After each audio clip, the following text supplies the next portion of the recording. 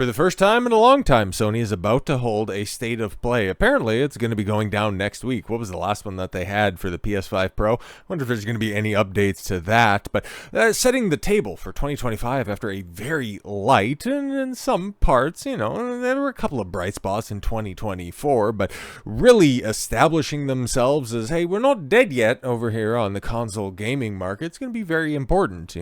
We can anticipate maybe a couple of announcements, hopefully some high-quality first-party stuff, and especially, as we've been hearing from third-party sources, a bunch of canceled projects, which, all things considered, looking at those projects, a bunch of MMO and live service games, getting rid of those, it's more addition through subtraction. But one thing that is expected to come out this year, that we haven't heard a lot of since its first announcement, at least from Sony or from Sucker Punch themselves, is the follow-up to Ghost of Tsushima, Ghost of Yotei. Now, kind of like the games or the lack of games from Sony that we've been hearing about in the gap, we've heard some interesting stuff in regards to Sucker Punch. They were working on, Ghost of Tsushima 2, and then they ended up getting rug pulled by Sony and having to work on female Ghost of Tsushima, but put it in a different place in a different time period.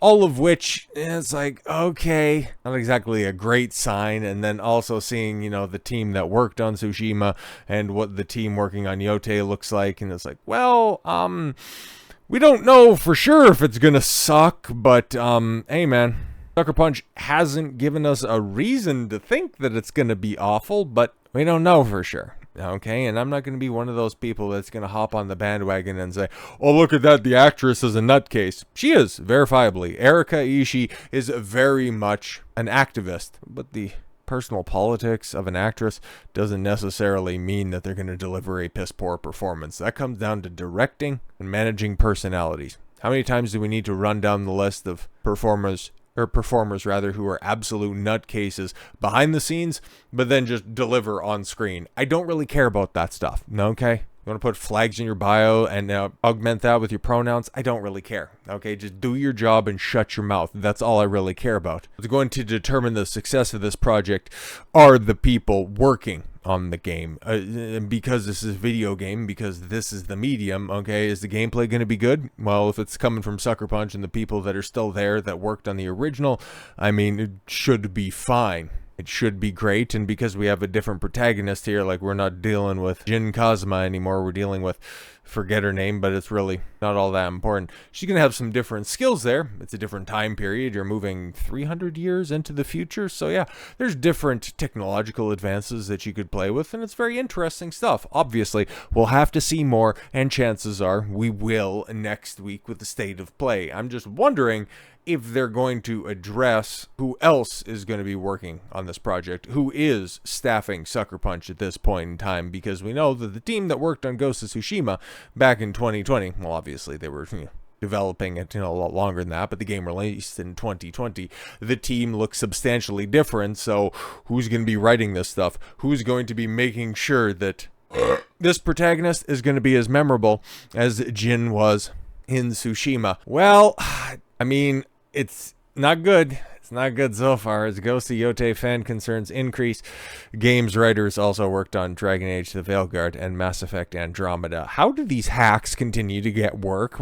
Why is it is nearly impossible to fail out of the games industry at this point in time? Like, anybody who is even close, like if you delivered coffee to the writer's room for Dragon Age the Veilguard, you shouldn't be able to work in this industry ever again, okay? Like, I've had my problems with Mass Effect Andromeda, and I talk about whenever we have the opportunity to. But that's really where BioWare's problems began and festered and apparently just blossomed, cultivated at BioWare for a long time, ended up, reaching maturity with the Veilguard, and we'll talk about them a little bit later in the day here. There's another video or two to come out, so don't worry about it, but we'll focus in on Yotei here for a moment, as Sucker Punch's upcoming Ghost of Yotei is already facing serious backlash, and now the details have emerged that only add fuel to the fire. According to IMDb, the game's writers include John Dombrow and Courtney Woods, both of whom worked on the Veilguard, a game widely criticized for the absolute worst storytelling and character development that you are likely to find in a modern AAA game, which is in fact saying doing something.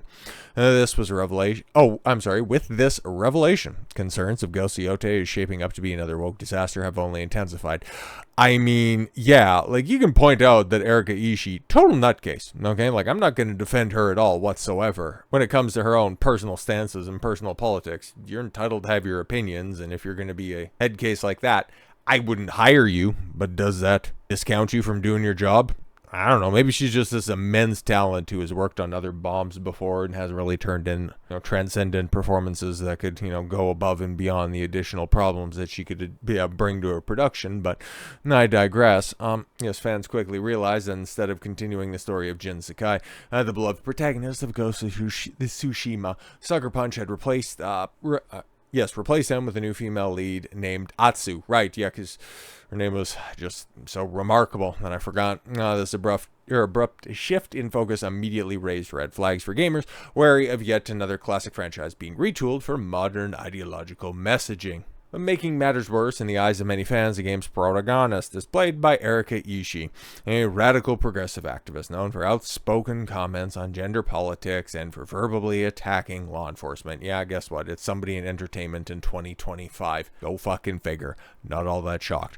On top of that, Sucker Punch hired Thomas Hart, its new community manager, in April 24. Hart, formerly of Insomniac Games, has openly defended Sweet Baby Inc., the controversial consulting firm known for injecting a divisive identity politics into games. Oh, I guess that one must have snuck by. Didn't know about that one, but honestly, community managers can only detract from a project, evidenced by, Helldivers 2 and most recently Kingdom Come Deliverance 2. It's like, holy Christ, man. The best community managers are unremarkable community managers. But this whole Sweet Baby controversy is mind-numbingly dumb. Most people have no idea how games are made or what a consultant does. Many don't even care to listen when someone tries to explain it to them. They would much rather have an other to demonize. Well, it's so funny, right? Because that's the common rejoinder for all of those defenders that are out there. But here's the thing. I've never actually heard that side of the aisle describe what consultancy firms do. You're out there saying, oh, they don't do this. Well, what do they do? Well, not that. Okay, thanks. Very reductive descriptions you have there, but can you actually enlighten anybody? No, go educate yourself. All right, cool. Yeah, so they're just hacks who just openly promote what they do on their website until they scrub it when people start to bring to light what they proudly promote that they do. Anyways, and beyond their involvement with Dragon Age Veilguard, Dombrow and Woods have worked on several games that were widely regarded as failures. Both are part of the teams behind the Mass Effect and Andromeda and Anthem, two titles infamous for lackluster storytelling and massive disappointments at launch. I'm so excited to announce today is my first day as senior staff writer at Sucker Punch Productions. I can't wait to work with and learn from my incredibly talented coworkers.